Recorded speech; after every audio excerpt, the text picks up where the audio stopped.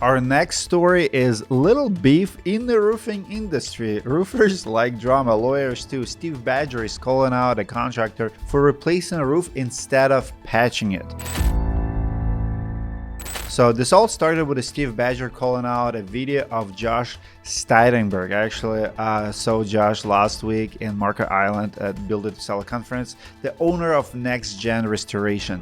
In the video, Josh is talking about replacing the roof on a claim where only 1 or 2 shingles are damaged. Very typical situation. The replacement is covered because the shingles brand is discontinued. Badger is basically saying, I've never seen a policy that says this. Show me the language. Let's see and react to the clip, and let's talk about it. Today, we're on a shingle, discontinued roof, Horizon shingle. And he's like, dude, keep seeing you on these claims with 2 shingles missing. And I was like, why would I love Josh. Always so pumped up. This guy works out. You can always tell if the contractor or the person behind the camera is working out, because the energy level always going to be high. Actually, we're friends on the Facebook, and I watched his workout on Sunday. He did 25 miles or something on the bike, miles of swimming. That's where you get me, Josh. I'm a horrible swimmer. But anyway, you can see that energy on the screen. I guarantee he worked out that day. I could do a shitty repair that would be a completely different shingle. I could make the roof not leak. But for 26 years, you have charged for coverage, and that coverage says in the event a storm blows off 1 or 2 shingles, we owe for X, Y, and Z. Why would I not tell a customer who pays for coverage and that policy says under this circumstance we will replace your whole roof, until they change the policy and reduce her coverage and stop charging her for all of that coverage? Why would I stop telling people that have coverage for that to make a claim against said coverage? I think he's making a good point, and a lot of guys who specialize in storm restoration, they know that pitch really well. This is how they live. This is their bread and butter.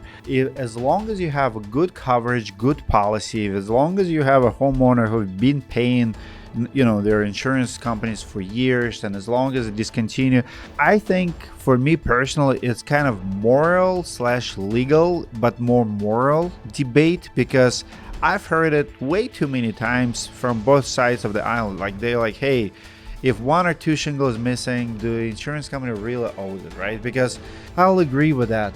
We want insurance to make sure our roofs don't leak. They will replace it when we really need them, because on one side, we do have insurance companies sometimes truly don't have funds to replace after hurricanes, floods, where people need their houses to be restored, right?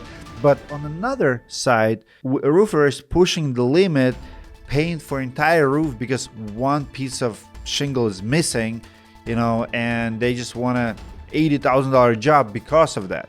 So the legal or moral debate is it fair to insurance company? Do they really owe? That's why lawyers are involved, and Steve wants to see the policy receipts. He is arguing that this looks like a fraud, or at least taking advantage of the system.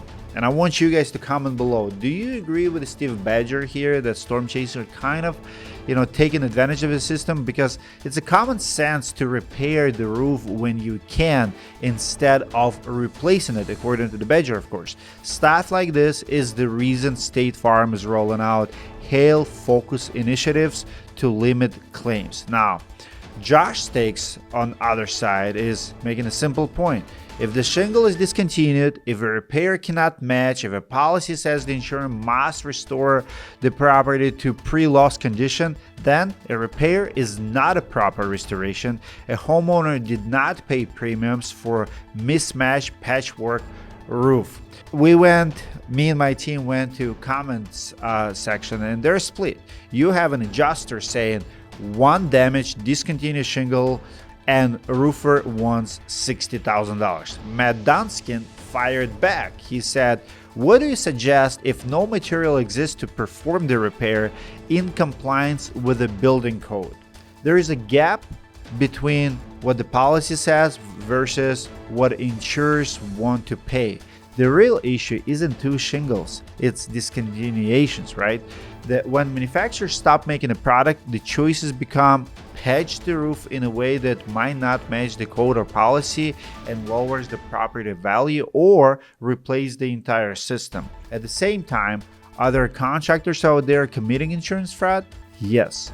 Does that make it worse for everybody else, including the carriers? Yes. But this example does not rise to the level of fraud, at least not the way Steinberger is describing it. I would finish it with my personal take as someone who travels the world. We only see things like this here in the United States of America. To me, it's definitely a loophole, if you will. And rich people, smart business owners, smart entrepreneurs, that's our job, to find a loophole, unique opportunity to make $1. So I'm not against Josh per se. He found a loophole, he found a way to make money for his company, for his sales reps. He's not breaking the law. It's kind of there, yeah, like you have a policy, pay for it. But when I've been in Istanbul, Italy, recently, I look at the roofs. I mean, you go to Rome and you'll see 100-year-old roof, you know, with a whole bunch of patches. They still look good. They don't leak. I think common sense is telling you that you can definitely take a piece of shingle and replace it with something super close. Will it be different? Well, if it's a 4-story apartment, nobody will ever see it, and we do see it. I feel like if we would be paying for it, like if I'm a business owner, if I'm an owner of the building and I have a missing shingle, what would I do? Would I go and replace entire roof because I cannot find a perfect match? I don't think so. I think common sense says find something super close, even though it's discontinued, and it's okay. I mean, we have patches everywhere. Like your walls probably not perfect, your floor's not perfect, right? Like that's how business owners take care of their properties. You know, like where I come from, we fix our shoes before we replace them. We stitch stuff, we make stuff, we maintain stuff, right? What I see here is kind of like little hypocrisy going on. We would not do it ourselves. We would not write a check to ourselves to do the whole thing. But because someone else is paying for it, it's very easy to be generous at someone else's expense. It's very easy to come to the homeowner and say, we will get it paid. Insurance companies will pay because they must, because of this and that, right? Like we're Robin Hoods.